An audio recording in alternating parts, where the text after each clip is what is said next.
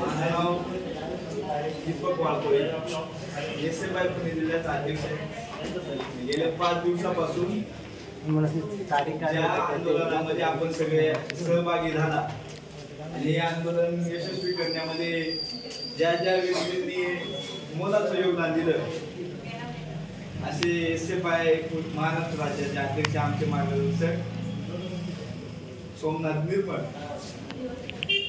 आम्ही म्हणजे या प्रकल्प कार्यालयावरती हे तिसरं आंदोलन आहे।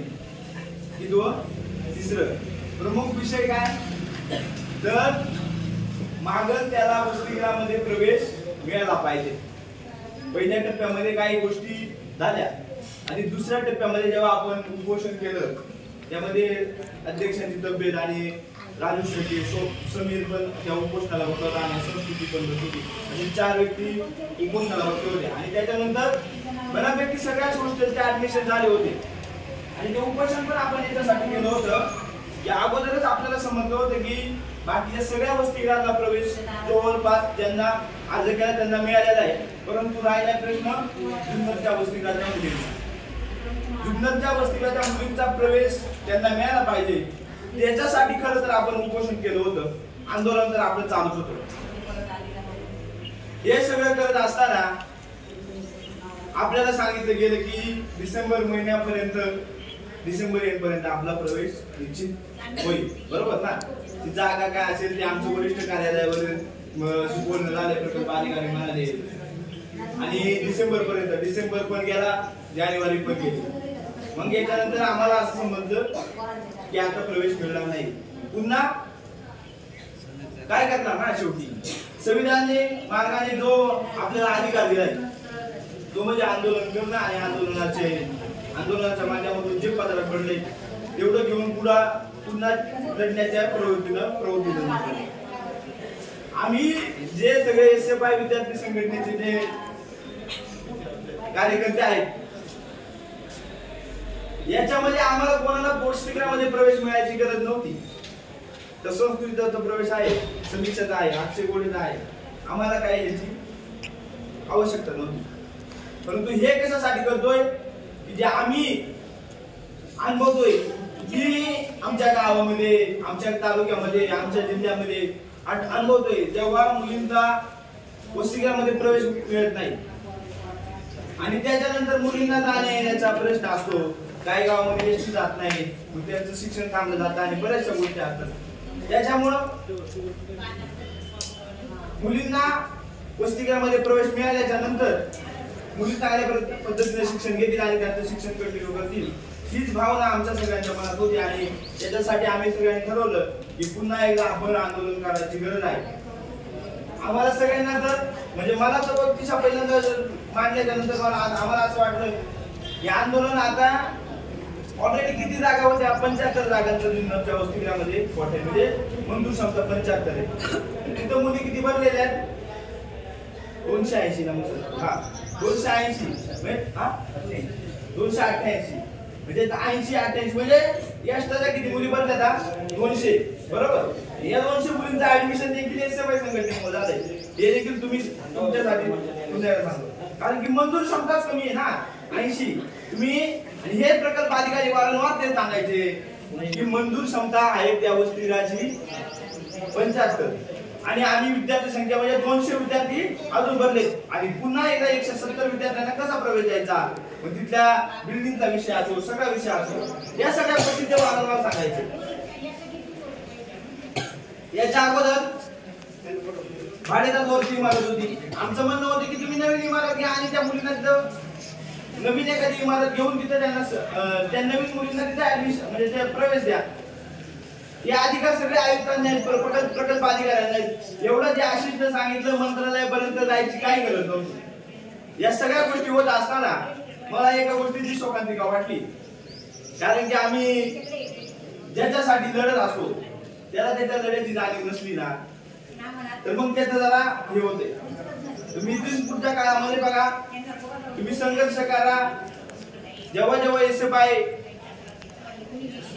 जेव्हा तुमच्यासारख्या विद्यार्थी तुमचं जर ऍडमिशन झालंय तर तुमच्या बहिणी असतील पुढील वर्षामध्ये त्यांचं देखील ऍडमिशनचा उपस्थित होणार आहे, कारण की आपल्या जवळजवळ 88 सालापासून आपल्या प्रकल्प कार्यालयाची 36-15चा जो कोटा आहे, मंजूर क्षमता आहे, त्याची वाढच झाली नाही. जसे पाहिजे मागणी की आमच्या पुणे जिल्ह्यामध्ये म्हणजे या प्रकल्प कार्यालयामध्ये 7,000 मुलांसंख्ये 7,000 मंजूर क्षमता वाढवावी, अशा असंख्य मागण्या आहेत. म्हणजे आता तुमचं ऍडमिशन होईल त्याची आम्हाला आता पूर्ण शाश्वती, परंतु आपल्याला लबाडाचं आमंत्रण जेवल्याशिवाय समजणार नाही. त्याच्यामुळे जोपर्यंत तुम्हाला प्रवेश मिळत नाही किंवा क्वालिटी मिळत नाही तोपर्यंत आपण स्वस्त बसायचं नाही. अशा बऱ्याचशा गोष्टी होत्या. तर तुम्ही या संख्येने जर पहिल्या दिवसापासून शेवटच्या दिवसापर्यंत जर उपस्थित राहिले असते, तसं त्या दिदीने सांगितलं की तुम्हाला एवढा वेळ प्रवेशाला म्हणजे एवढे 4-5 दिवस असतील, एवढा वेळ लागला नसता. फक्त 2 उदाहरण सांगत, बऱ्याचशा जणांना वेळ होता, सगळ्या गोष्टी होत्या. आता समीरचा त्याचा वेळ, नवनाथचं काम आहे, आमचं सगळ्यांचं काम होतं. पण 2 मेजर गोष्टी अशा होत्या की तुम्ही ज्या आंदोलनामध्ये मुली होत्या उपस्थित, यांना या 2 व्यक्तींना पाहत असेल. म्हणजे तुम्हाला प्रवेश मिळावा म्हणून इथं स्वतःच्या घराचं प्लास्टरचं काम पुढे ढकललं आणि इथं आंदोलनामध्ये आंदोलनामध्ये सहभागी झाली अशी विद्यार्थिनी. कुणासाठी आपण करू शकत होतो का असं? केलं असतं का आपण? आपल्याला काही म्हणजे शिक्षणाव्यतिरिक्त काही काम होतं का? ते विद्यार्थ्यांचं शिक्षण चालू आहे, घराचं प्लॅस्टर थांबवलं की कारण की मुलींचं आंदोलन आहे त्याच्यामुळे आम्हाला इथं आलं गरजेचे.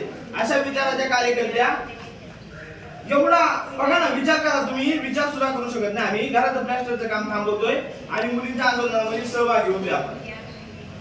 कशासाठी? तर माझ्या बहिणींना तिथे ऍडमिशन मिळालं पाहिजे. दुसरं उदाहरण असं की माझ्या भावाचा साखरपुडा आहे. कधी? माझ्या भावाचा आज दुपारी माझा साखरपुडा आहे आणि मी दुपारपर्यंत इथंच थांबलोय. असा एक कार्यकर्ता देखील इथं होता. तो पहिल्या दिवसापर्यंत तर शेवटच्या दिवशी आंदोलन संपलं तोपर्यंत उभा होता. पवन वाया म्हणून नाव होतं. तो कुठला? अकोल्याचा. काही संबंध आहे का? आहे का काही संबंध? काहीच नाही.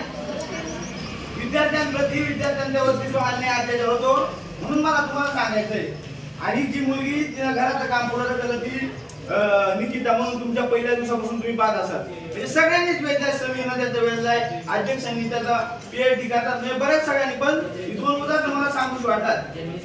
म्हणून मी तुम्हाला आता सांगतो, आवाहन करतो की ज्या पद्धतीने हे काम करत असतात तुम्ही देखील तुमच्या पुढील पिढीसाठी किंवा तुमच्या मित्रासाठी, तुमच्या बहिणीसाठी, तुमच्या घरातील कोणी तुमच्या गावातील त्यांना प्रवेश मिळाला पाहिजे किंवा शिक्षण क्षेत्रामध्ये कुठलीही अडचण आली तर तुम्ही सगळ्यांनी एकत्र येऊन त्याच्यावरती आवाज उठवला पाहिजे. जेव्हा जेव्हा गरज पडेल तेव्हा SFI संघटना 100% तुमच्या सोबत उभी राहील.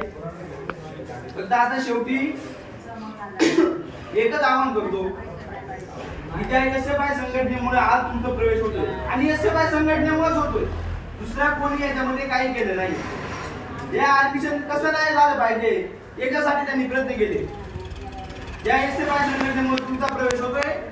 वस्तीला मध्ये तुम्हाला क्वालिटी भेटते. SFI संघटनेचं विधान तालुक्याचं अधिवेशन आहे 8 तारखेला आणि आंबेगावचं आहे 7 तारखेला आणि पुणे जिल्ह्याचं 22-23 या तारखेला तुम्ही सगळ्यांनी उपस्थित राहायचं एवढी विनंती करतो. त्याची तारीख, ठिकाण, आपला अक्षय आणि जिल्ह्याचं पण आपण कळू तुमच्या त्या ग्रुपवरती. तुम्ही मोठ्या संख्येने उपस्थित राहा एवढीच विनंती करतो आणि या ठिकाणी थांबतो. 1 लाख